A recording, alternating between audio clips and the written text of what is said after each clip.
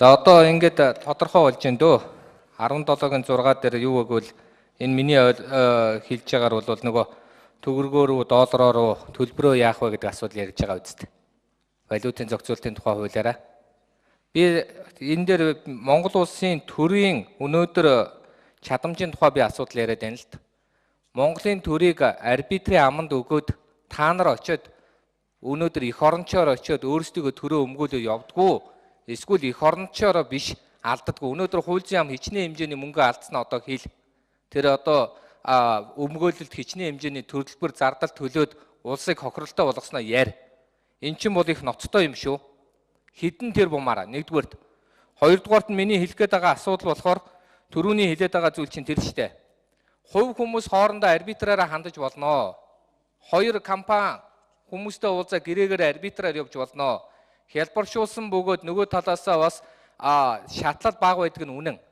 Гэхдээ Монгол улсын шүүхэд итгэхгүй байх гэдэг бол буруу. Монголын төрөөр үйлчлүүлж байгаа бол Монголын төрд үйлчлүүлж байгаа бол Монголын төрөөр үйлчлүүлэх ёстой. Монгол төрийн хуулийг дагах ёстой. Тэгээ та бүгд маань нэг уншаагүй нэгэд ах манай гэртээ очиж надтай амьдэрдэг гэдгээ битгий нууц одоо илэн далангүй хүмүүст ярьж л та. Та нарын хажууд би уншаад суужээд би уншихгүй юу гэдгээ ярьдггүй. Битгий тэгэж хүнийг ингээд нэг далдыг хардаг далаалам биш ямар хэцээц юугаа мэдээ чи өнөөдөр яриад та. Наад болоод байгаа асуудлыг чинь цаад лобби бүх юмнуудыг чинь би мэднэ. Би өмнөх парламентад энэний чи ажлын хэсгийг ахлаа явж ирсэн. Тийм учраас би та нарт яриад байгаа. Нэг байтугай нилээд удаа уншицсан наадахыг чи. Өнөөдөр яриад байгаа юм чи юу гэвэл монголчууд амлсандаа хүрэхгүй байгаа учраас та нар хууль болгон дээр арбитр гэж үуч бид тэгвэл арбитр гэвэл та нарын чи яриад байгаа тэр юмд чинь хэдэн төгрөгийн хөрөнгө оруулалт хий гэдэг юм яриад. Хөрөнгө оруулсан нэртэй Монгол улсыг өрөнд хийх гээд байгаа байхгүй юу? Бодиттой юм аа хийл та бүгдээрээ. Тэгээ Монголын аврыг гэд хилцсний төлөө өнөөдөр ингээд тал талаас нэр нүрлүү дайр давчлаа хүний нэр дурдаад яваадах юм. Би хувь хүний тухай яриаггүй шүү дээ.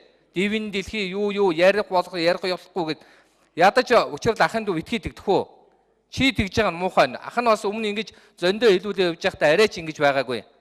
Залуу хүүхэд бас тэгж буруу хүмүүжих хэрэггүй. Битгий хамраас өг. Наа чин мэддэггүй мөртлөө мэддэг царайлдаг хүний зан шүү. Тайван байд. Би тэгж хэлмээр байна.